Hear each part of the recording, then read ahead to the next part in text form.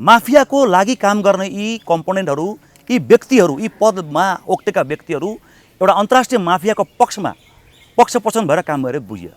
बेलारुसलाई त कति पैसा दिन्छु भनेर लकडाउन गर भनेको त सार्वजनिक भइसक्यो नि, सार्वजनिक भइसक्यो, त्यो भइसक्यो, मिडियामा भाइरल भइसक्यो त्यो कुरा। उसलाई त लकडाउन गर भनेर भनिसकेको छ। कसले? WHO ले, संस्थाहरूले, बिल गेट्सका संस्थाहरूले, WHO ले, त्यो त पुरै भाइरल। यसको बारेमा लामो व्याख्या गर्दैन, यो पुरै भाइरल भइसकेको छ सोसाइटीमा। धेरैवटा देशले त मेरो देशमा मास्क लाइज पनि जरिवाना लाग्छ भनेको छ। धेरैवटा देशमा त कोरोना भनेर नाम लिस्ट पनि जरिवाना लाग्छ। तर यो कतिपय देश जो WHO को अन्डरमा, जो यो पुँजीपति अमेरिकी साम्राज्यवादका केही मुठ्ठीभरका पुँजीपतिको कन्ट्रोलमा चलेका संस्थाहरू, त्यसले बनाएका संस्थाहरूको मातहतमा चलेको सरकार, यो नेपाली जनताको सरकार होइन। यो भोट दिए पनि त्यो नाटेको रूपमा भोट दिएको छ हामीले, तर सरकार कसको हो त? चलाउँछ कसले त? यो पश्चिमाले चलाउँछ। त्यो बेचिँदाखेरि तपाईँहरू किन चुप लागेर बसेको? त्यसलाई कारबाही नगरेको? किनकि ती व्यापारीहरूबाट तपाईँहरू ट्याक्स वसुल्नुहुन्छ, चन्दा लिनुहुन्छ, घुस खानुहुन्छ तपाईँहरू, अनि प्राकृतिक चिकित्सालाई तपाईँ कारबाही गर्ने भन्नुहुन्छ। यो एकदम गैर जिम्मेवारीपूर्ण कुरा हो। अहिले जुन भ्याक्सिन डाक्टर विश्वरूप रोयको एउटा भिडियो आएको छ, त्यसमा लेखेको छ यो भ्याक्सिन तपाईँको फेटल बोभाइन सेरमबाट बन्छ। त्यो भनेको गर्भवती गाईको बच्चा नजन्मिँदै त्यो गाईलाई मारेर त्यसको मुटुबाट जुन रगत निकाल्छ त्यसले बनाउँछ, त्यसबाट बनाउने कुरा त्यो भिडियोबाट सार्वजनिक गर्छ। यो मेरो भनेको होइन कुरा। भयावह स्थिति आउँदैछ। अब भयावह स्थिति आउँदैछ। यो नियोजित रूपले हामीलाई घुँडा टेकाउन, आर्थिक रूपले कमजोर पारेर भोकभोकै मार्ने एउटा एजेन्डा अन्तर्गत यो षड्यन्त्र हो। विश्वलाई यो गाइडलाइन कसले गरेको? WHO ले, वर्ल्ड ब्याङ्कले, IMF ले, UN ले। यो देश कसले चलाउँदैछ? यो त चारवटा संस्था मिलेर संसारै कब्जा गर्दैछ नि त। तिनको पछाडि मुठीभरका व्यापारीहरू छन्। यो मैले यो अन्तर्वार्ताको समग्र सार मेरो के हो भने, भ्याक्सिनको विषयमा अन्तर्राष्ट्रिय स्तरमै सवाल उठाइसकेका छन्। भ्याक्सिन एउटा स्क्याम हो भनेर 1000जना जर्मनीका डक्टरहरूले कोरोना भनेको स्क्याम भनिसकेका छन्। धेरैवटा देश छ जसले लकडाउन लगाएको छैन, सोसल डिस्टेन्स राखेको छ, सफा बस्नुपर्छ, हाइजिन भनेर राखेको छ, आफू सफा बस्ने, स्वस्थ खानेकुरा खाने, वातावरण सफा राख्ने। नेपाल सरकारले त आफै खाने पानीमा तपाईँको क्लोरिन मिलाउँछ, त्यसले अर्गान ड्यामेज गर्दा त्यो कुरा उठेको छैन। त्यो कुरा किन उठाउँदैन? लकडाउन तत्काल खोल्नुपर्छ, सोसल डिस्टेन्स मेन्टेन गर्नुपर्छ। पहिलो कुरा, रिङटोन जुन बजाएर आतङ्कित पारेको छ नि, त्यसलाई बन्द गर्नुपर्छ। प्रचारमा जुन खालि यो कोरोनाको यति मरो त्यो बन्द गर्नुपर्छ, सकारात्मक कुरा ल्याउनुपर्छ, मान्छेको इम्युन सिस्टम बढाउनुपर्छ। यी सरकारले पश्चिमा एजेन्डा अनुसार काम गर्दैछन्। World health organization, world bank जस्ता संस्थाको गाइडलाइनमा चलिरहेको छ यिनीहरू तिनीहरूबाट पैसा कमाउँदैछन्। जब यो देशमा सङ्कट आउँछ, प्राकृतिक आपदा आउँछ, महामारी आउँछ, त्यसलाई अवसर बनाएर भ्रष्टाचार गर्ने यी दलालहरू, यी तपाईँको कालाबजारीहरू चाहिँ यिनीहरूलाई सत्ताबाट फाल्नुपर्छ, यो व्यवस्था नै फाल्नुपर्छ। नेपाली जनता विदेश पुगे, खेत बेचे, पैसा कमाए, मोबाइल किने, महँगो क्यामेरा किने, टिभी किने, गाडी किने, मक्क छन्। उनलाई कुनै सृजनशीलताबाट, राष्ट्रियबाट मतलब छैनन्। उनलाई पार्टीको झन्डा, नेता मसँग नरिसाओस् भनेर मात्रै मतलब छ। आज ती सांसदहरू कहाँ गए? उनको विवेक कहाँ गए? तिनीहरूको ती सांसदहरूको विवेक कहाँ गए? उनको क्षेत्रमा जुन घटना भएछ, थर्मल गन बेच्ने, मेयरहरू PCR टेस्ट गराउने, कमिसन खाने, छर्लङ्ग भइसकेको छ कुरा। वुहानको जुन ल्याब छ नि, त्यो संसारको टप 10वटा ल्याबमध्ये आउँछ। त्यो ल्याबबाट भाइरस यदि बाहिर निस्किन्छ भने त्यो मास्कले तपाईँलाई रोक्छ भाइरस? पहिलो प्रश्न। र हाम्रो बडीको इम्युन पावर दुईटा बेसिक कुरामा आधारित छ। हामी कति अक्सिजन कन्ज्युम गर्छौँ पहिलो कुरा, र हाम्रो pH भ्यालु के छ। हाम्रो बडीको जुन pH भ्यालु छ, तपाईँको रेस्पिरेटरी इन्जाइम र क्यान्सरमा तपाईँको नोबेल पुरस्कार पाएको डाक्टर ओटोले के भन्नुभएछ भने, जब हामी सास कम लिन्छौँ, अक्सिजन कम जान्छ हाम्रो बडीमा, हाम्रो बडी एसिडिक हुन जान्छ र हाइपोक्सिया हुन जान्छ। अनि त्यसले के हुन्छ भने तपाईँको रोगहरू लाग्छ, निम्त्याउँछ। हात सफाइ चाहिँ राख्नुपर्छ। हात सफाइको द बेस्ट वे भनेको फिटकरी हो, हाम्रो स्थानीय गाईको गोबरबाट बढेको खरानी हो। तपाईँको साबुन आदि माटो हामी पहिले प्रयोग गर्थ्यौँ, साबुन प्रयोग गर्नुपर्छ, तर साबुन पनि हेरेर कस्तो खालको छ, तर हात चाहिँ सफाइ राख्नै पर्छ, हाइजिन हामी मेन्टेन गर्नै पर्छ। स्वयं प्रधानमन्त्रीले भनेछन् कोरोनाबाट मान्छे मरेका छैनन्। यो लकडाउनले नेपाली जनता डिप्रेसनमा गएछ, सुसाइड गरेछ, अरू कुन भयावह स्थितिमा जाँदैछ त्यो विषयमा खोइ चर्चा बनेन। समाजको आवाज.com।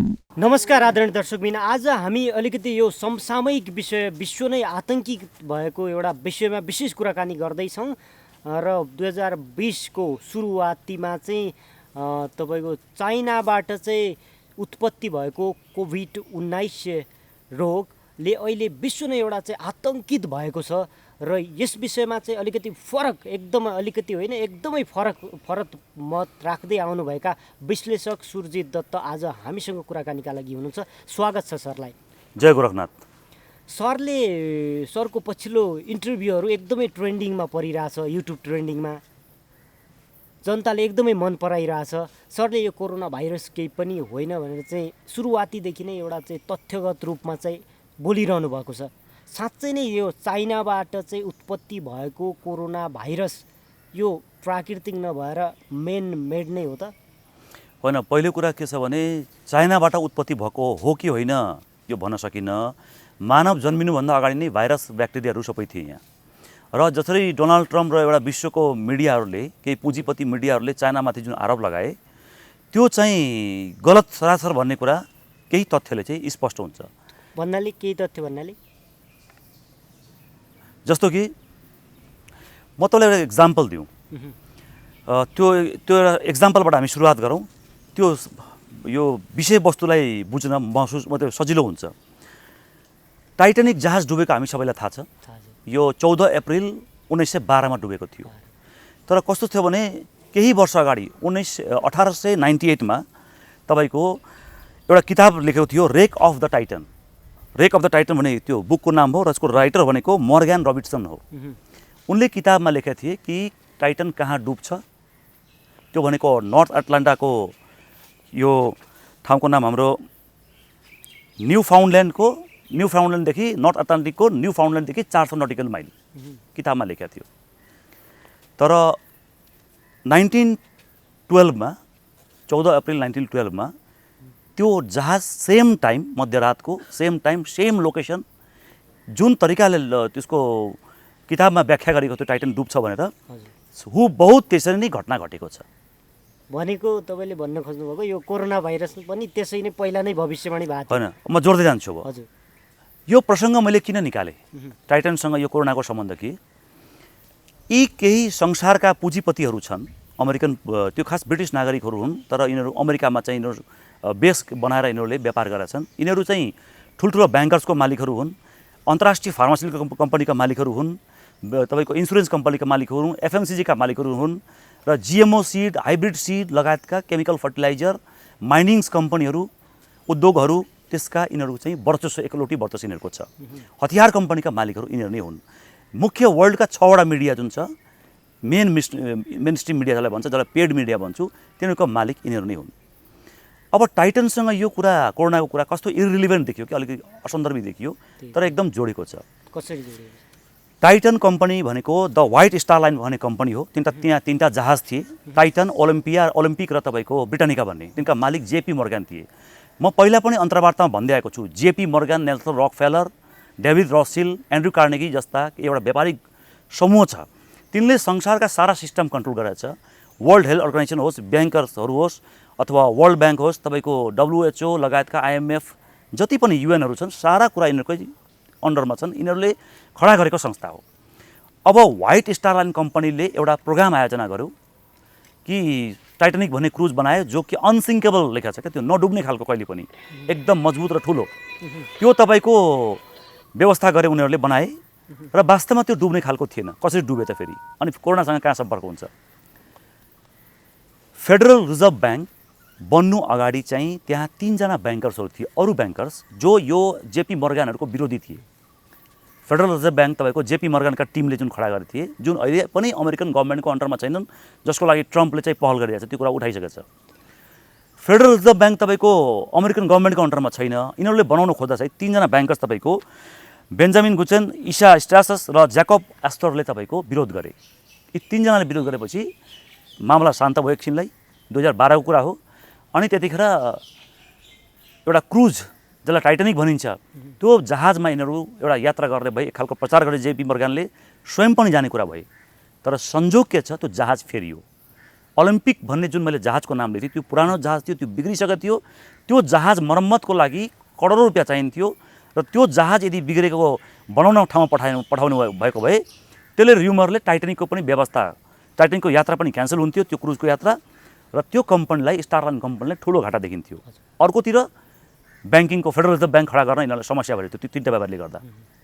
अनि यिनीहरूले के गरे भने कि रातारात चाहिँ केही हप्ताभित्र टाइटानिकको सारा सामानहरू सस्तो सामान चाहिँ ओलम्पिकमा राखे, कोड नम्बर पनि चेन्ज गरे, बारकोड जुन उनीहरूको हुन्छ त्यो पनि चेन्ज गरे। 401 हो टाइटानिकको, ओलम्पिकको 400 हो। जब तपाईँको डुब्यो नि, त्यो डुबेर जुन त्यसको कच्चा त्यो मलबा भन्छ कि त्यसलाई टुक्रा भन्छ नि, त्यो रेकेजहरू जब त्यो अक्सन हुन्छ, व्हाइट स्वान भन्ने एउटा रेस्टुरेन्टमा त्यो सिडीको उसमा चाहिँ भेट्दाखेरि चाहिँ त्यो सिडीको जुन डिजाइनिङ गरेको हुन्छ ह्यान्डलको, त्यो चाहिँ त्यहीबाट किनेको थियो अनि त्यो प्रचार पनि गरेको थियो। तर त्यहाँ एक्सपर्टिजले, जानकारले खोजी गर्दा भने यो त 400 भनेको त ओलम्पिकको हो, टाइटनको त 401 थियो। एउटा प्रमाण त्यहाँ छ। हजुर, होइन त अनि यसमा जोड्दैछु म। हजुर, अर्को कुरा, त्यो यात्रामा 14 अप्रिल 1912 को यात्रामा जेपी मर्गान लगायतका सारा इलाइट व्यापारीहरू, जेपी मर्गान, डेभिड रसिलका जुन कम्प्युटर्स व्यापारीहरू थिए, तिनलाई पनि कन्भिन्स गरेर त्यो जहाजमा बसाए। यो यात्रा एकदमै इलाइटहरूको लागि व्यवस्था हो भनेर एक खालको व्यापक प्रचार गरेर गए। र जुन 3 जना विरोधी व्यापारी थिए जेपी मर्गानको ग्रुपको, ती 3 जना पनि टिकट बुक गरे, तर जेपी मर्गन गएन, उनी बिमार छ भने। जब जुन त्यो यात्रामा उनी बिमार छ, मलाई ज्वरो आएछ भने नजाने, तर उनी फ्रान्समा भेटियो हलिडे मनाउन। अब त्यो जहाज डुब्यो। त्यो जहाजमा लाइफ सेभिङ बोट कम थियो। त्यत्रो ठुलो जहाजमा लाइफ सेभिङ बोट कम राख्नु, 6वटा म्यासेज जाँदाखेरि अगाडि आइसबर्ग छ, झन् स्पिड बढाइदिनु, 3टा क्रुसियल म्यासेज चाहिँ नपास गर्नु, यो अनुसन्धानको 1 वर्ष, यो घटना भएको 1 वर्षपछि खुल्ने र आरोप प्रत्यारोपहरू लागे। होइन भने त्यसलाई चाहिँ कसरी जोड्दैछु म जोड्दैछु। त्यसैले हजुर, तपाईँको कोरोना भाइरस र फेडरल ब्याङ्क जुन छ 23 डिसेम्बर 1913 मा खडा भए। हजुर, 14 अप्रिल 1912 मा टाइटानिक डुबेर त्यो व्यापारी कम्पिटिसनमा भएको व्यापारीहरू मरे, बिते। यिनीहरूको मेन मान्छेहरू बाँचे, जसलाई सबै सेटिङ गरेको थियो नियोजित रूपले। र त्यो कम्पिटिटर्स व्यापारी जुन थियो जेपी मर्गान, डेभिड रसिलका जुन अहिलेको जुन संसार हाँक्ने व्यापारी छन्, तिनका राइभल्सहरू जुन छ त्यो जहाजमा मारियो। र MS-70 जुन जहाज जुन अहिले मलेसियन घटना भएको छ, करिब त्यसमा पनि त्यही थियो, त्यसमा म जान चाहन्न। अब यो एउटा घटना के भन्यो भने यिनीहरूले पहिल्यै प्लटिङ गर्दो रहेछ। र जब त्यो राइटरमाथि खोज्न थाल्यो, त्यो रेकेज अफ टाइटन भनेर जो लेखेको थियो 1898 मा लेखेको थियो टाइटन डुब्छ भनेर, उनलाई सोधपुछ गर्दाखेरि केही दिनपछि उनी पोइजन खाएर आत्महत्या गरेको देखियो। त्यो मारिएको हो कि के हो भन्ने कुरा आफै बुझ्ने कुरा हो। अब आउँछु तपाईँको कोरोनासँग जोडेको कुरा। तपाईँले भन्नुभयो कि एक खालको प्रचार गरियो, यो वुहानको ल्याबबाट निस्केको छ, यो चाइनाबाट देखिएको छ। होइन, चौतर्फी रूपमा त यही आइरहेको छ। त्यही हामीले धारणा मिडियाबाटै बनाउने हो। त्यसैले महत्त्वपूर्ण के भने म अघि पनि भने भाइरस बनाउन सक्दैन, तर यिनीहरूले पहिल्यै प्लटिङ गर्ने काम गर्छ, स्क्रिप्ट लेख्ने काम, मनोविज्ञान बनाउने काम पहिलेदेखि गर्छ। त्यसो हाम्रो सबकन्सियस माइन्डले जे कुरा देख्छ त्यसलाई याद नराखे पनि सबकन्सियस माइन्डमा चलिरहन्छ त्यो कुरा। त्यसको आफ्नै एउटा विज्ञान छ, म पछि कुरा गर्छु। वुहानको ल्याब प्रचार गरियो, कोरोना भाइरस भन्दा पनि चाइनिज भाइरस भनौँ, होइन, डोनाल्ड ट्रम्पले। तपाईँलाई एउटा किताबको म नाम भन्न चाहन्छु। त्यो किताबको विषयमा यो फेसबुक सार्वजनिक पनि भएको छ धेरै कुरा। द आइज अफ डार्कनेस, जुन 1981 मा लेखिएको थियो, त्यो रेस्पिरेटरी डिजिजबाट आउने महामारीको विषयमा लेखेको थियो। कोरोना भाइरस भनेको कोरोना भाइरस होइन, कोरोना एउटा ग्रुप हो, ग्रुपको भाइरस अफ ग्रुप हो। त्यो त्यहाँभित्र धेरै भाइरसहरू छ जसको जो रेस्पिरेटरी डिजिज, श्वास प्रश्वास सम्बन्धी समस्याको लागि रेस्पोन्सिबल छ। त्यसैले त्यसलाई कोरोना ग्रुपमा राखिएको छ। त्यो फ्यामिली धेरै असर गर्छ होला नि, होइन, फ्यामिलीलाई जस्तो हामी मानव भनेपछि, नेपाली भनेपछि त सब जाति आयो नि, त्यस्तै तपाईँको फ्यामिलीलाई, एउटा धेरै ग्रुपलाई चाहिँ विभिन्न खालको त्यो सार्ससँगै मर्ससँग जोडेको हुन्छन्, होइन, त्यस्तालाई तपाईँको कोरोना ग्रुपमा राखेको छ। त्यसमध्ये कोभिड-19 भनेर जुन भाइरसले असर गरेको छ त्यसको नाम दिएको छ। अहिले तपाईँको सार्स 2003 मा सार्स जुन देखिएको छ त्योसँग मिल्दोजुल्दो भएको कारणले गर्दा यसलाई सार्स कोभिड-2 भनेर नाम दिएको छ अहिले। त्यो बुकमा स्पष्ट के लेखेको छ भने वुहान त्यो 400बाट 400 भन्ने भाइरसको नाम दिएको छ र त्यसले चाहिँ महामारी ल्याउँछ भनेर 2020 मा भनेर त्यो किताबमा लेखेको छ, जुन सामाजिक सञ्जालमा आएको छ। मैले जोड्ने कुरा, जसरी टाइटानिक लेख्नु किताब लेखियो अनि हुबहु एउटा घटना घटियो, अनि यी मुठ्ठीभरका व्यापारी जसले संसार कब्जा गरेछ, जसले तपाईँको अन्तर्राष्ट्रिय सङ्घ संस्था खडा गरेर यी देशका सरकारहरू चलाउँछन्, त्यसको माध्यमबाट आफ्नो स्वार्थ पूर्ति गर्छन्, त्यही अन्तर्गत यो पनि एउटा प्लटिङ हो कि भन्ने आधार पर्याप्त छ। हजुर, होइन, जनताले बुझ्ने गरी चाहिँ भनिदिनुहोस् न त सर, जस्तो अब यो षड्यन्त्र हो कि के हो? षड्यन्त्र हजुरले भनिरहनु भएको छ, होइन, यसलाई चाहिँ आधार, यो षड्यन्त्र मेरो विचारमा कोरोना भाइरस चाहिँ छु नि, यो भाइरस अलरेडी यो पहिलेदेखि भाइरस भएको हो। हजुर, तर यो यसलाई चाहिँ जस्तो कुनै पनि भाइरस अथवा बिरामीलाई चाहिँ एउटा नियोजित रूपले बनाएर यिनीहरूले प्रोपागन्डा गरेको छ। कसरी नियोजित सर? मान्छेहरू मरिरहेछन् भट्टाभट। होइन, मान्छे त मर्छ, भाइरस लागेपछि मर्छ, तर मरेको मान्छे कोरोना लागेको हो कि होइन त्यो विषयमा शङ्का। जस्तो अस्ति हिजो मात्रै तपाईँको स्वास्थ्य मन्त्रालयको विज्ञप्ति अनुसार एउटा अनलाइनमा आएको पढेको अनुसार कोरोनाबाट मर्नेको मान्छे जम्मा 10 जना भनिन्छ। स्वयं सम्मानीय प्रधानमन्त्रीले सम्मानीय संसदभित्र सम्मानीय प्रधानमन्त्रीले बोलेको कुरा त कानुन हो। त्यसैले स्वयं प्रधानमन्त्रीज्यूले भन्नुभएछ कि यो सामान्य बिरामी हो, सामान्य फ्लू हो, रुगाखोकी हो भन्नुभएछ। बेसारा पानी हाम्रै पद्धतिले ठिक हुन्छ। यो त WHO को नियम हेर्दाखेरि चाहिँ कोरोना देखिन्छ भन्ने उहाँले आफै भनेको होइन त्यो कुरा, उहाँले ठिक भन्नुभएको कुरा, तर यसलाई मजाक उडाइयो। तर दुर्भाग्य कुरा के हो भने आज हामीले हाम्रो देशमा हामी भन्छौँ गणतन्त्र आएको छ, तर दुर्भाग्य कुरा यो देशमा गणतन्त्र आएको भए पनि साइनबोर्डमा गणतन्त्र देखिए पनि हामीले संविधानमा लेखे पनि यो देशलाई वर्ल्ड हेल्थ अर्गनाइजेसन गाइडलाइनमा चल्नु भनेको देश कसले चलाउँछ? त्यसो भए स्वास्थ्य मन्त्रालयको काम के? यत्रो ठुलो जम्बो टोली मन्त्री पद किन राख्नुपर्ने? त्यत्रो कर्मचारी राख्नुपर्ने किन? 10 जना अपरेटर राखे भइहाल्यो नि, टेक्निकल पर्सन राखे भइहाल्यो नि। यो के हुन्छ भने मैले पहिला पनि तपाईँले लिएको इन्टरभ्यू भनेको थिएँ मैले MCC को विषयमा बोल्दाखेरि यो मुठ्ठीभरका व्यक्तिहरूले संसार चलाउँदैछन्। MCC अन्तर्गत यो पनि एउटा खतरनाक प्रोजेक्ट हो। त्यसैभित्र यिनीहरूले वर्ल्ड हेल्थ अर्गनाइजेसनलाई युज गरेर संसारभरिको स्वास्थ्य नीति बनाउने र एउटा निश्चित गाइडलाइन बनाएर त्यहाँका जुन स्थानीय जुन आयुर्वेद छ, नेचुरोप्याथी छ, वैद्य छ, एलोपेथी छ अथवा तपाईँको होमियोप्याथी छ लगायतका जुन प्राकृतिक चिकित्सा जुन छ नि सामान्य घरमा चिकित्सा हुने त्यो सबैलाई विस्थापित गरेर पेट्रोकेमिकल मोलिक्युलबाट बनेको दबाई, फुडहरू, जङ्क फुडहरू अनि भिटामिन मल्टिभिटामिन कुराहरू, प्रोटिनहरू उनीहरू हामीलाई खुवाउने, हाम्रो चेतनाको स्तरलाई घटाउने, हाम्रो सृजनशीलतालाई घटाउने, त्योबाट व्यापार लिने। जस्तो यसलाई पेन्डेमिक भनिएको छ। पेन्डेमिक भनेको के? महाव्याधि। एउटा देशबाट अर्को देशमा लाग्यो भने महाव्याधि। जन हपकिन्स रिपोर्टको डेथ स्ट्याटिस्टिक हेर्ने भने के कारणले कुन रोगले कति मान्छे मर्छ वर्षमा विश्वमा त्यो हेर्ने भने तेस्रो ठुलो कारण चाहिँ ADR हो। ADR भनेको एडभर्स ड्रग रियाक्सन, दबाईको कारणले मान्छे मरेको छ। तर पहिलो कारण, दोस्रो कारण, चौथो कारण, पाँचौँ कारण, छैटौँ कारणमा क्यान्सर, रेस्पिरेटरी डिजिज, डायबिटिज लगायतका अरू जति कारण छन् त्यसलाई महाव्याधि किन घोषणा गरेन? किनभने ती रोगहरू लागेपछि दबाई खान्छन्, दबाई खाएपछि उनीहरूको आम्दानी रेगुलर भइरहेछ। तर जो मान्छे बिमारै हुँदैनन् त्यसलाई के गर्ने त? होइन, तपाईँहरूमाथि एउटा के गम्भीर आरोप चाहिँ के लाउनु भएको छ भन्दा पनि सरकारका प्रवक्ता, सरकारका भन्छु स्वास्थ्य मन्त्रालयका प्रवक्ता डाक्टर जागेश्वर गौतमले हिजो मात्र एउटा मिडियामा चाहिँ के बोल्नु भएको छ भन्दाखेरि यो प्राकृतिक चिकित्साका पक्षधरहरूले एउटा चाहिँ यो दुष्प्रचार गरिरहेछन्, यो एउटा मेडिकल साइन्सको चाहिँ दुष्प्रचार गरिरहेछन्। यिनीहरूलाई चाहिँ अब हामी पक्राउ गर्न पनि पछि पर्दैनौँ भनेर तपाईँहरूलाई चाहिँ चेतावनी भाषामा चाहिँ भन्नुभएको छ है।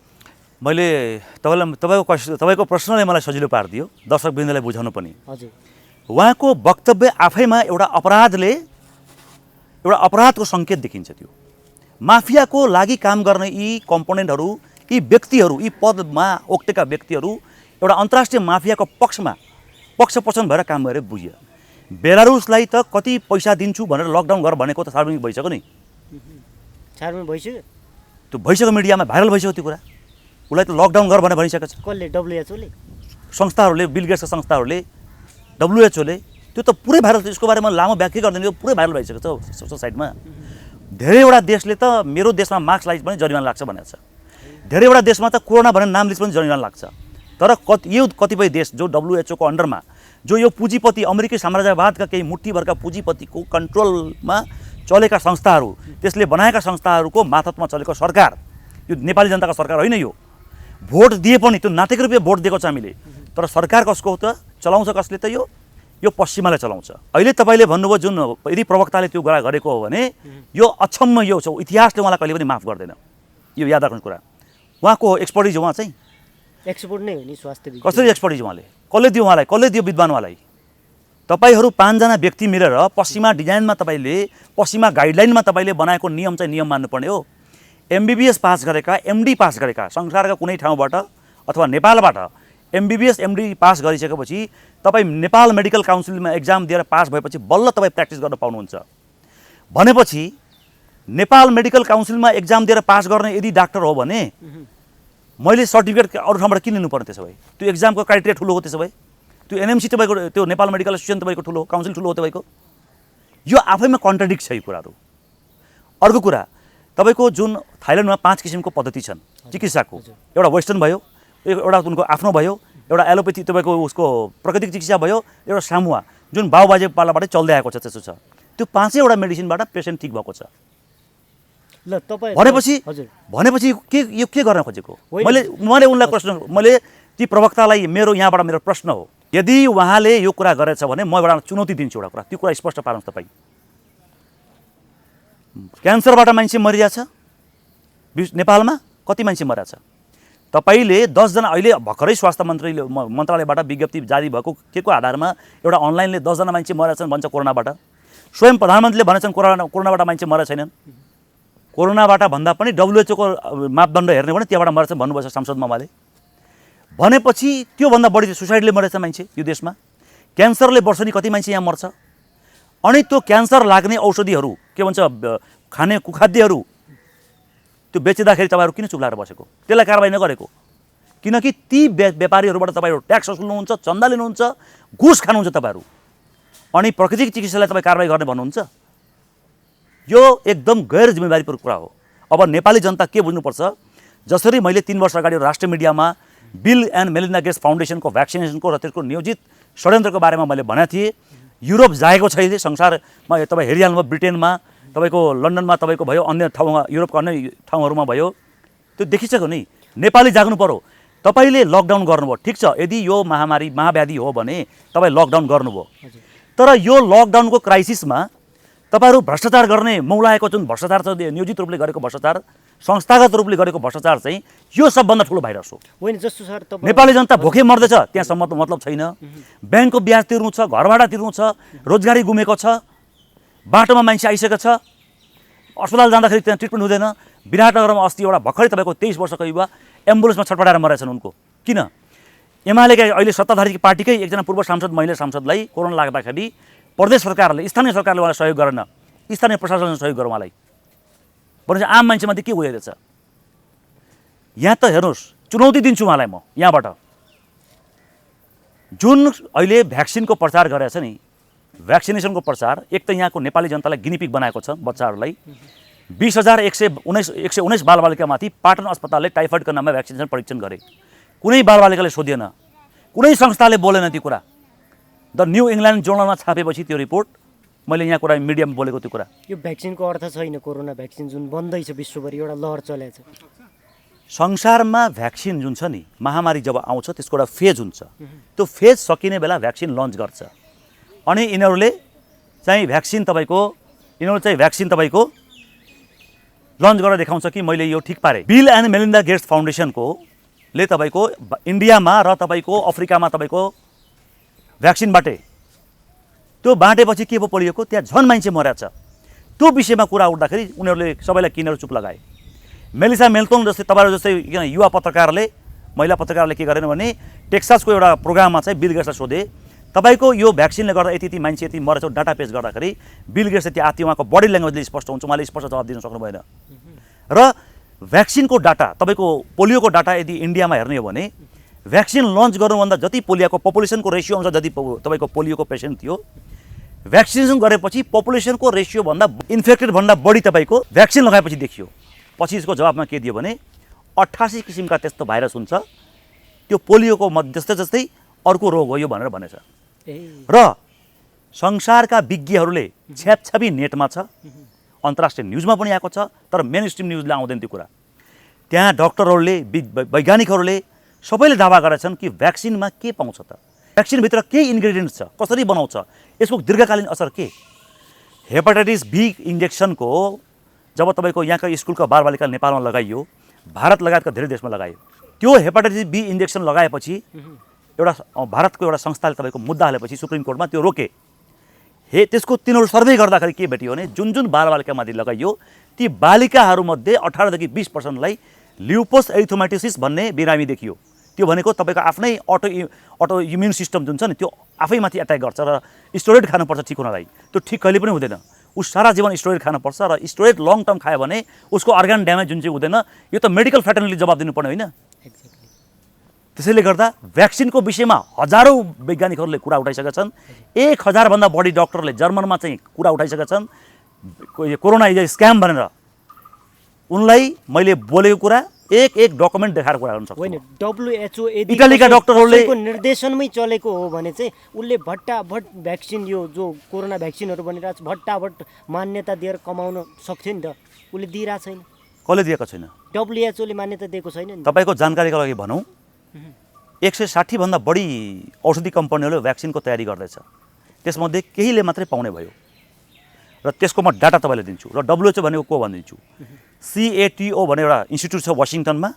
उसले WHO को बारेमा सारा नालीबेली कसको इन्ट्रेस्टमा बैलो, कहिले बनौ, के को लागि बनौ, कुन देशमा कसरी काम गरेछ, नाफा कसलाई भइरहेछ, अन्तर्राष्ट्रिय संस्थाबाट जति डोनेसन यहाँ आउँछ त्यसको बढी यहाँबाट फर्किन्छ कसरी भने त्यो CATO भन्ने अर्गनाइजेसनले एउटा बुकमा सारा कुरा खोलेका छन्। नेपाली दाजुभाइ अहिले युवा सर्कलहरू चाहिँ एकदमै यो विषयमा चासो लिएछन्। कोरोनाको स्क्यामको विषयमा एउटा वर्ग छन् युवाहरूले, उनीहरूले सोसल माध्यमबाट अध्ययनबाट एकदमै अध्ययन गरेर लाग्नुभएछ। उहाँहरूलाई म अनुरोध गर्छु CATO भन्ने अर्गनाइजेसनमा तपाईँहरू मेल पठाउनुहोस्, उसले पठाइदिन्छ। अब भ्याक्सिनेसन भएको छैन भने तपाईँ जानकारी गरौँ। वर्ल्ड हेल्थ अर्गनाइजेसन CEPI र गाभी भन्ने संस्थाले कोभ्याक्स फेसिलिटिज भन्ने एउटा बनाएको छ बडी। तिनले के गरेछ भने जुन अर्गनाइजेसनहरूले त्यो भ्याक्सिन बनाउने कम्पनीले भ्याक्सिन बनाउँछ, युरोपियन युनियन, लन्डन, तपाईँको के भन्छ जापान, अमेरिकाले त्यहाँ एडभान्समा पैसा दिएको छ भ्याक्सिन किन्नको लागि। र अब गरिब देश कसरी पाउने भनेर यी तीनटा संस्थाको कोभ्याक्स फेसिलिटिज भन्नेले आवाज उठायो नाटकीय रूपले। उनीहरूले पनि दिनु पर्यो। अनि त्यो नाटकीय स्वरूप तपाईँको भारतमा गएर सेरम इन्डिया इन्स्टिट्युटमा गएर तपाईँको $3 दिन्छु भनेर त्यहाँ भनेको छ त्यहाँ। अनि त्यहाँ बिल एन्ड मेलिन्डा गेट्सले भारतको सेरम इन्स्टिट्युट इन्डस्ट्रीलाई भनेछ $3 तपाईँ बेच्नुहोस्, म घाटा बेहोर्छु बाँकी। र नेपाललाई लो इन्कम कन्ट्रीमा राखेको छ त्यो भ्याक्सिनेसन प्रोभाइड गराउनको लागि। र तपाईँको करिब यो 1.3 मिलियन डोजको लागि कुरा गरेको छ। यो 1.3 मिलियन युरोप, अमेरिका अनि अस्ट्रेलिया के भन्छ जापान र UK को लागि। तपाईँ कसरी भन्नुभयो कि तपाईँको बेचेको छैन। तर रमाइलो कुरा के छ भने बनाउने कम्पनीहरूले के भन्छ, अन्तर्राष्ट्रिय न्युजको कुरा गर्दैछु म, त्यसको आधारमा मसँग त्यो डकुमेन्ट छ। बनाउने कम्पनी के भनेको छ भने यति फास्ट हामी फरवार्डिङ प्रोसेसमा बनाउँछौँ, थर्ड फेज पास गर्छौँ। यो भ्याक्सिनको जुन दूरगामी असर हुन्छ, तत्कालको असर हुन्छ, त्यसको जिम्मा चाहिँ हामी लिदैनौँ। म अघि जोड्दै थिएँ कुरा, जसरी तपाईँ बिमार हुनुहुन्छ, जन हपकिन्स इन्स्टिट्युटको प्रवक्तालाई म चुनौती दिन्छु। मेरो यो नेपाली जनताको प्रश्न हो। जन हपकिन्स इन्स्टिट्युटको अनुसार मृत्यु हुने कुन रोगले कति संसारमा मृत्यु भइरहेछ त्यसको डाटा हेरौँ। नम्बर 1 2 गरेर तेस्रोमा ADR छ, एडभर्स ड्रग रिएक्सन। तिनीहरू चाहिँ पेन्डेमिक नहुने, किनकि तिनीहरू चाहिँ त्यो अरू क्यान्सरबाट, रेस्पिरेटरीबाट, डायबेटिकबाट, मुटु रोगबाट अरू रोग लागेर तपाईँको मान्छे मर्दा त्यसको दबाई खाइरहेछ मान्छे। त्यो दबाईको पैसा इन्कमको ठुलो भाग जान्छ विदेशमा। तर अब के गर्ने, स्वस्थ मान्छेलाई पनि नाटकीय रूपले बिमार पारेर, बिमार देखाएर, एउटा मनोवैज्ञानिक तरिकाले देखाएर भ्याक्सिन बेचेर सबैलाई भ्याक्सिन बेच्दा त आम्दानी त आयो सबैबाट। र यो भ्याक्सिनमाथि सवाल पनि प्रश्न गरेछ। अहिले जुन भ्याक्सिन डाक्टर विश्वरूप रोयको एउटा भिडियो आएको छ, त्यसमा लेखेको छ यो भ्याक्सिन तपाईँको फेटल बोभाइन सेरमबाट बन्छ। त्यो भनेको गर्भवती गाईको बच्चा नजन्मिँदै त्यो गाईलाई मारेर त्यसको मुटुबाट जुन रगत निकाल्छ त्यसले बनाउँछ, त्यसबाट बनाउने कुरा त्यो भिडियो एउटा सार्वजनिक गर्छ। यो मेरो भनेको होइन कुरा। र भ्याक्सिनमाथि धेरै प्रश्न चिन्ह उठेको छ। भ्याक्सिनबाट विदेशमा भ्याक्सिन नलाउने धेरै डक्टरहरू छन्, साइन्टिस्टहरू छन्, तीमाथि धेरै आर्टिकलहरू आइसकेका छन्। तर दुर्भाग्य देशमा हेर्नुहोस्, चिज तपाईँहरू आम जनता केले बनेको छ? चिज भन्नुहोस् त, आइडिया छ तपाईँलाई कि चिज केले बन्छ? डेरीमा जुन चिज पाउँछ केले बन्छ? डेरी इन्डस्ट्री कसले चलाएको छ? छाला बेच्ने माफियाले चलाएको छ। यो दुध भनेको, दही भनेको, चिज भनेको बाई प्रोडक्ट हो तिनीहरूको। जुन विदेशी गाईको छ त्यसलाई A1 मिल्क भन्छ। त्यो विदेशी गाईको दुधमा केमिकल कस्तो खराब छ भन्ने कुरा दुनियाँ कुरा सार्वजनिक भइसकेको छ। के भन्छ त्यो व्हाइट पोइजन हो भनेर तपाईँको न्युजिल्यान्डको वैज्ञानिकले एउटा किताबै लेखेको छ त्यो विषयमा। तर मेरो प्रश्न के हो भने ती महामारी, त्यो अन्य रोगबाट मान्छेहरू ठुलो मात्रामा सङ्ख्यामा मर्छ, त्यसको दबाई बिकिरहेछ। भ्याक्सिन एउटा इन्डस्ट्री हो, $ट्रिलियन्स प्रफिटेबल इन्डस्ट्री हो। यसका धेरै कुरा आइसकेको छ। त्यसैले यदि कोरोनाबाट मान्छे मर्छ त्यसको कारण लकडाउन लगाउने, तर क्यान्सर लागेर के कारणले क्यान्सर लाग्छ त्यो कुखाद्य किन खुवाइन्छ? त्यो कुखाद्य यहाँ खुलेआम बेच्छ। तिनका ठुल्ठुलो व्यापारीसँग यो पैसा लिएर चल्ने पार्टीहरूले सरकारमा बसेका छन्, तिनीहरूले विदेशी नीति एजेन्डामा बन्ने यिनीहरू चाहिँ त्यो चुप लागेर बस्छ। होइन, म सामाजिक सञ्जालमा एउटा व्यापक अहिले भाइरल भइरहेको एउटा स्ट्याटस छ, यो पिसिआर पुरै फेक हो, इटालीले पुरै बहिष्कार गरिसक्यो, WHO लाई त्यहाँ युरोपका लगभग धेरै नै देश लगायत अरू अन्य 47 देशले पनि यसलाई बहिष्कार नै गरिसके। एउटा चाहिँ विशाल आन्दोलन हुँदैछ। यो पिसिआर, तपाईँको मास्क, सेनिटाइजर र पछिल्लो युरोपको गतिविधिबारे चाहिँ प्रकाश पारिदिनुहोस् न। पिसिआर टेस्टको बारेमा म धेरै कुरा गर्दिनँ। म यो सुन्ने मान्छेलाई के हुन्छ भने, हाम्रो नेपालीको बानी के हुन्छ भने, हामीले चाहिँ अर्काको दायित्वमा दिन्छौँ कि अर्काले काम गरिदियोस् भनेर, सुन्ने रमाइलो लाग्ने, त्यो सक्यो कुरा। फेरि कस्तो छ भने मानसिकताले विवेक चेतना शून्य कसरी भएको छ भने, हिन्दी फिल्मको एक्ट्रेस जुही चावलाले एउटा तेलको प्रचार गर्थे, तिनकै श्रीमानको टाउकोमा कपालै छैन फेरि, होइन? यहाँ त सेलिब्रिटीलाई मान्ने, त्यसले आफैले अनुसन्धान गरोस्। म एउटा रेफरेन्स गराएको कुरा गर्छु, द स्क्रिनिङ इन्डस्ट्री भनेर एउटा आर्टिकल छ ब्रिटिस मेडिकल जर्नलमा। यो अन्तर्वार्ता सुन्ने तपाईँहरू सबैले त्यसमा टाइप गर्नुहोस्, द स्क्रिनिङ इन्डस्ट्री, यो बिगेस्ट स्क्याम इन्डस्ट्री भनेर। त्यहाँ टेस्टको षड्यन्त्र के छ, मेडिकल यो वेस्टर्न मेडिकल टेस्टमा कति खतरनाक टेस्ट, एउटा कति ठुलो व्यापार छ भनेर त्यहाँ स्पष्ट लेखेको छ। अब मास्कको कुरा गर्छु, मास्क लाउनुपर्छ। एउटा मान्छे सिङ्गल हिँडिरहेको छ बाटोमा, त्यो छेउछाउमा कोही माटो छैन, तर पुलिसले उसलाई खेद्छ के त्यसलाई, किन मास्क लागेको नाइस भनेर। मास्क लाउनु पर्दैन, मास्क लाउनुपर्छ भन्छ पुलिसले, भन्छ नि। मास्क लाउनुपर्छ कि पर्दैन म भन्दिनँ, म रेफरेन्स दिइरहेको छु।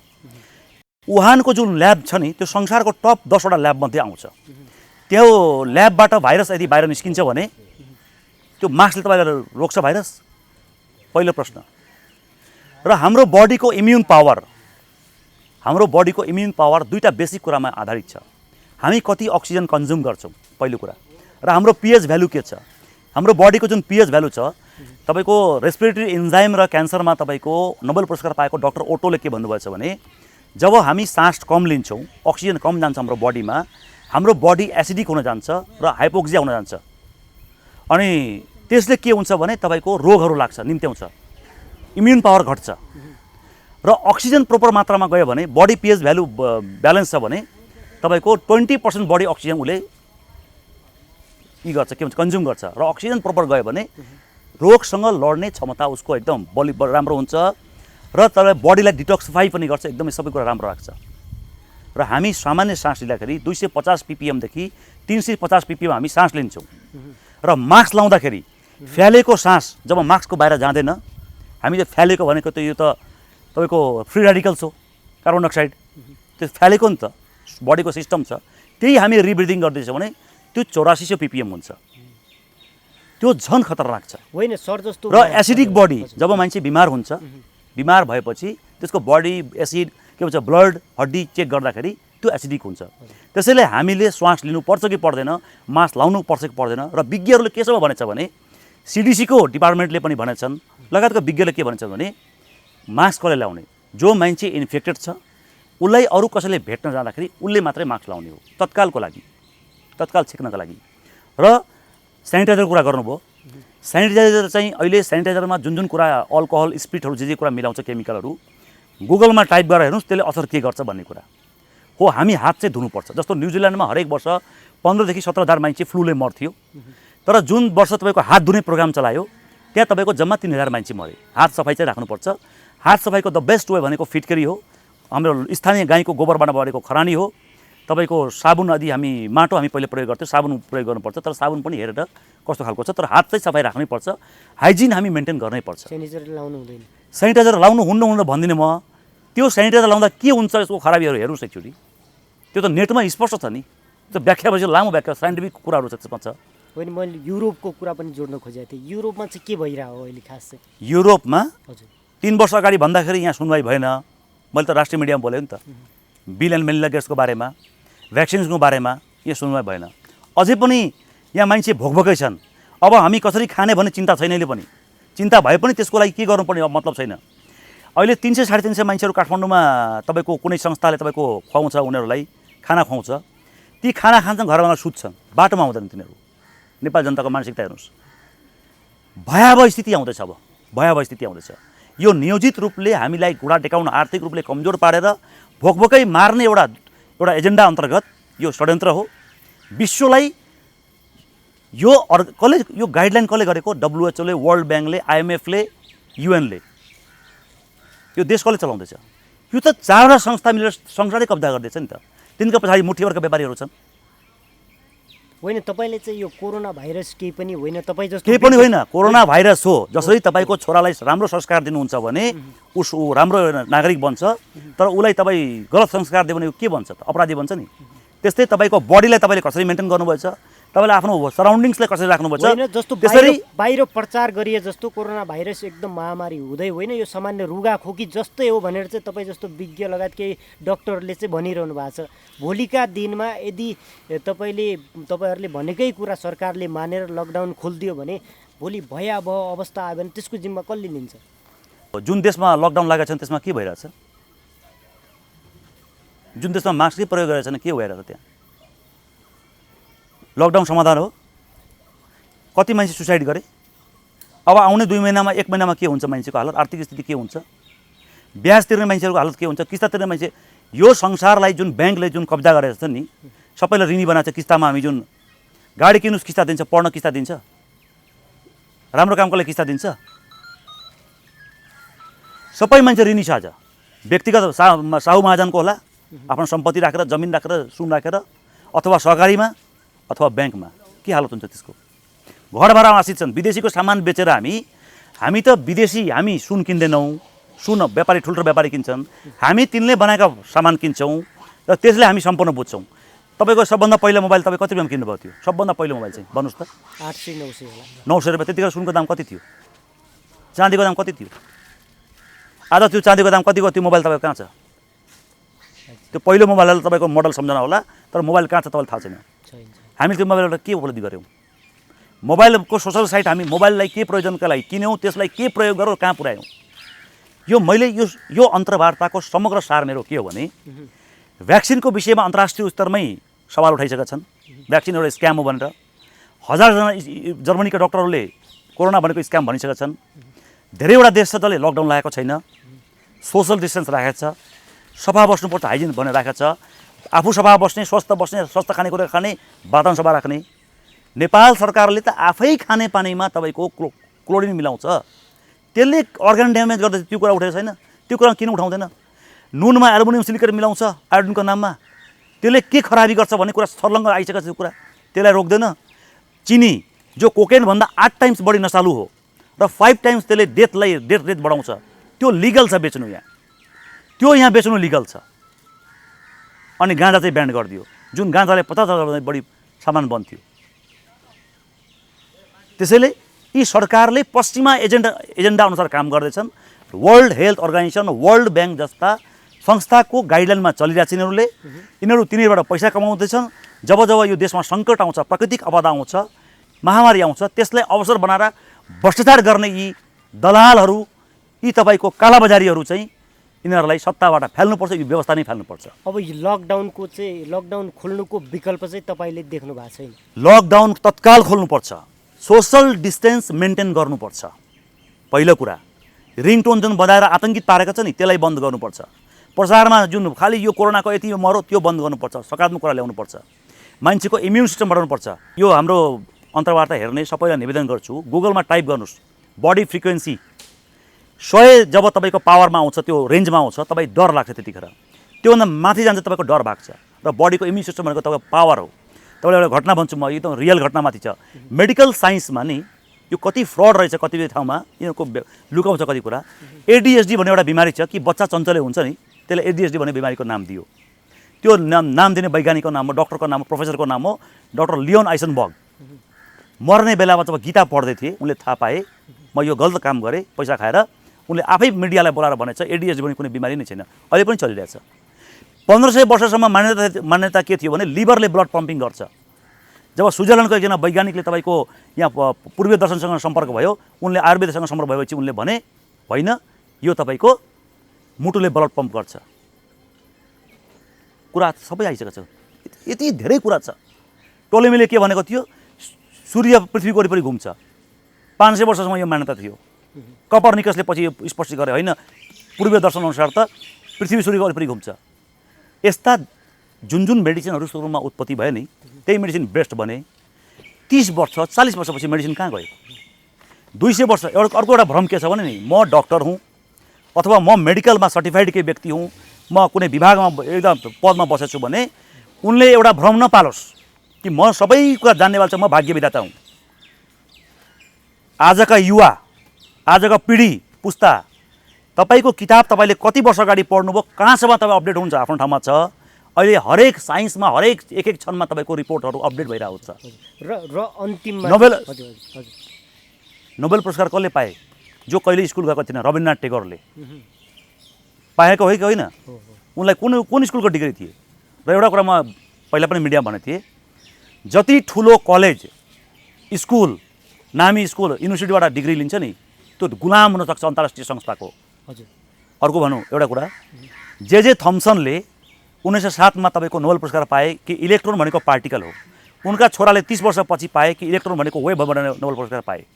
फेरि त्यसपछि अर्को एउटा वैज्ञानिक आए वर्नर हाइसेनबर्ग उनले के भने इलेक्ट्रोन भनेको अद्वैत हो न यो इलेक्ट्रोन हो न यो पार्टिकल हो न यो वेभ हो। उनले पूर्व दर्शनको रेफरेन्स दिएको छ कुरा। अनि यिनीहरू चाहिँ पश्चिमा एजेन्टहरू बन्ने पश्चिमा गाइडलाइनमा चल्ने पश्चिमी शिक्षामा झलक्ने डलर भत्ता खाने एनजिओको नेपाली जनताको काम नगर्ने नेपाल सरकारमा बस्ने ब्युरोक्राट्स नेता मुठीहरूका व्यापारी। हजुर जस्तो अब यो क्राइसिसमा जुन भ्रष्टाचार गर्दैछ लाज लागेको छ नि यिनीहरूलाई। जस्तो अन्तिम होटलमा गएर पैसा लिन्छ भन्छ चार्टर फ्लाइट उडाएछ चार्टर फ्लाइट भनेको के हो अरू फ्लाइटमा किन नर्मल फ्लाइट उडाउँदैन। यो लकडाउनले नेपाली जनता डिप्रेसनमा गएछ सुसाइड गरेछ अरू कुन भयावह स्थितिमा जाँदैछ त्यो विषयमा खोइ चर्चा बनेन के हो। म एउटा कुरा उदाहरण दिन्छु हेर्नुहोस् इराकका जनता जब मक्क थिए नि तेल पाएपछि उनीहरू मक्क थिए कि पैसा कमाएपछि सब काम धन्दा छोडेर मक्क थिए। रसियाको विघटनपछि अमेरिकाले अट्याक गरे अहिले तपाईँको पानी खान 2 किलोमिटर पर जानुपर्छ फोहोर पानी पिउन। नेपाली जनता विदेश पुगे खेत बेचे पैसा कमाए मोबाइल किने महँगो क्यामेरा किने टिभी किने गाडी किने मक्क छन्। उनलाई कुनै सृजनशीलताबाट राष्ट्रियवाद मतलब छैनन्। उनलाई पार्टीको झन्डा नेता मसँग नरिसाओस् भन्ने मात्रै मतलब छ। आज ती सांसदहरू कहाँ गए उनको विवेक कहाँ गए तिनीहरूको ती सांसदहरूको विवेक कहाँ गए उनको क्षेत्रमा जुन घटना भएछ थर्मल गन बेच्ने मेयरहरू पिसिआर टेस्ट गराउने कमिसन खाने छर्लङ्ग भइसकेको छ कुरा। त्यसैले स्वास्थ्य विज्ञलाई चुनौती दिन्छु यहाँबाट तपाईँ पदमा बस्नुभएको छ त्यसको मतलब तपाईँ विधाता होइन नोबेल पुरस्कार पाएकाहरू पछि 10 वर्षपछि 5 वर्षपछि फेल भएका छन्। आजका नेपाली युवा पिँढीहरू अध्ययनशील छन् र 1 से 1 रिपोर्ट आएको छन् र उनीसँग बस्न हामी डिबेट गर्न कागज लिएर यदि मैले भनेको कुरा गलत हो भने त्यो मान्छेलाई भ्रम राख्नु हुँदैन। तपाईँ दिनुस् फेस टु फेस गरौँ न। तपाईँ हामी फेस टु फेस मिडियामा बस्ने हो कि कुन फरममा बस्ने हो म रेडी छु स्पष्ट पारिदिनु पर्यो। लकडाउन लगाएर तपाईँ कोरोनाबाट बचाउने हामीलाई अनि अन्य अरू त्यसको साइड इफेक्ट के त भयो त्यो मरेको मान्छेले अरू कारणले मान्छे। अब अन्तिममा चाहिँ जस्तो तपाईँले चाहिँ भनेका कुराहरू विकृति विसङ्गतिहरू चाहिँ भन्नुभयो यो सबै समस्याको चाहिँ समाधान चाहिँ के हो त छोटकरीमा चाहिँ भन्नुहोस्। हामी सफा सोघर बस्नुपर्छ। हामी अनावश्यक ग्रुपमा मासमा जानु हुँदैन। पहिलो कुरा दूरी बनाएरै बस्नुपर्छ। पहिलो कुरा सफा खाना खानुपर्छ हात धुनुपर्छ वातावरण वरिपरि सफा राख्नुपर्छ। केमिकलले के भन्छ रासायनिक मल विषादी प्रयोग भएको खाना खानु हुँदैन। अर्को कुरा जाँड रक्सी गुटखा बिडी यस्ता कुराले जुन तपाईँको इम्युन पावर घटाउँछ। तपाईँहरू प्लास्टिक बाल्दिनुहुन्छ बेला बेलामा अगरबत्ती बाल्नुहुन्छ जुन बाँस बाल्नु हुँदैन यो कुरा नगर्नुहोस् र डेली आधा घन्टा हिँड्नुहोस् कमसेकम नन स्टप आधा घन्टा कोठाभित्र पनि हिँड्नुहोस्। पर्दा उज्यालो आउन दिनुहोस् कोठाभित्र हावा र घाम आउन दिनुहोस् र घाम बसेपछि भिटामिन डीले तपाईँको मेटाबोलिजम गराउँछ त्यसले एकदम राम्रो गर्छ त्यो जरुरी छ। र यो यस्ता महामारी देखाएर सरकारले गरेको भ्रष्टाचार र त्यसको जातिको विरुद्ध यो व्यवस्थाको विरुद्ध हामी नेपाली जनता सडकमा नउत्रिकन समाधान हुँदैन। यिनीहरूले नेपाली जनता मर्दैछ के कुराले अरू कुराले मर्दैछ नखाएर मर्छ कि उसको व्यापार चौपड्छ जागिर चौपड्छ उत्पादनलाई बेच्न किसानहरूको उत्पादन एक ठाउँबाट अर्को लान पाएको छैनन् त्यो म्यानेजमेन्ट गरेको छैनन्। त्यसका विरुद्ध पनि हामी उत्रिनुपर्छ नत्र यिनीहरूले हामीलाई अहिले जसरी पश्चिमाका व्यापारीहरूले एउटा एजेन्डा बोकेका छन् होइन संसारलाई एउटै पार्ने एउटै कानुन ल्याउने टेम्पोररी रूपमा ल्याउनुपर्छ भने ब्रिटेनका प्रधानमन्त्री पनि भनिसकेका छन्। त्यसका विरुद्ध हामी एक हुनैपर्छ। होइन भने सरकारले तत्काल लकडाउन खोलेर सोसल डिस्टेन्सिङ र हामी नागरिक पनि जिम्मेवार हुनुपर्छ कतिपय कुरामा अनावश्यक नहिँड्ने सुरक्षित बस्ने र जो नागरिकको घर भाडाले समस्या भएको छ, इलाज भएको छैन, व्यापार जागिर अन्य कुरामा, र यो अवसर पनि एउटा हो। जसरी लकडाउनमा हामी आफ्नो स्वदेशी उत्पादन गर्नुपर्छ भनेर हल्ला गरेनौँ, पछि फेरि विदेशी सामान ल्यायौँ, त्यही भारतबाटै तपाईँको 9 खरबको सामान आउँछ, 9 खरबको सामान आउँछ नि भारतबाट यहाँ त हो। हाम्रो आफ्नो उत्पादनलाई व्यवस्थित गरौँ, अनावश्यक सामान प्रयोग नगरौँ, र यो चुनौतीबाट हामी लड्नलाई सब एक हौँ। तर गभर्मेन्ट चाहिँ, सरकारमा बसेको जिम्मेवार व्यक्तिहरू चाहिँ यसलाई भ्रष्टाचार गर्ने जुन एउटा अवसर बनाएको छ नि, यो असली भाइरस हो। यसलाई चाहिँ यो सुध्रिन भने चाहिँ हामी यो व्यवस्थालाई फ्याल्नुपर्छ। हस्, तपाईँको यो महत्त्वपूर्ण समय संवाद विचारका लागि धेरै धेरै धन्यवाद। जय गोरखनाथ। समाजको आवाज.com